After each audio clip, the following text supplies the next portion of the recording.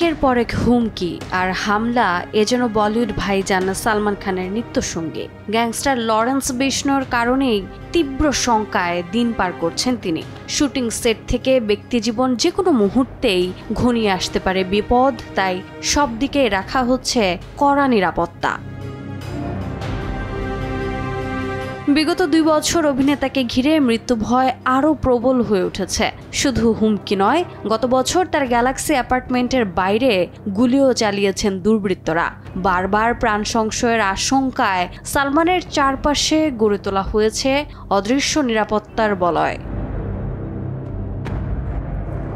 Big বস 19-এর সেটে এখন পাহারার পর পাহারা। চ্যানেলের সিইও নিশ্চিত করেছেন শুটিংয়ের দিন বাইরের দর্শক ঢুকতে পারেন না। প্রায় 600 নিরাপত্তারক্ষী 24 ঘন্টা কাজ করছেন, যেখানে রয়েছেন নারী পুরুষ উভয়ই। চুক্তিভিত্তিক কর্মী, ভেন্ডর প্রত্যেকের ব্যাকগ্রাউন্ড খুঁটিয়ে যাচাই করা হচ্ছে। সম্প্রতি সালমানের বাসভবনে এক অজ্ঞাত ব্যক্তি প্রবেশের চেষ্টা করার পর আরও জোরদার করা হয়েছে নিরাপত্তা। হুমকি যত ঘনাচ্ছে ততই তিনি হয়ে উঠছেন অপ্রবেশযোগ্য। এখন আর পাপারাজ্জিদেরও ছবি তুলতে দেন না ভাইজান। আতঙ্কের ছায়ায় ঢাকা সালমান আজও বলিউডের সবচেয়ে হাই সিকিউরড তারকা। রোজা চৌধুরী, সময় সংবাদ।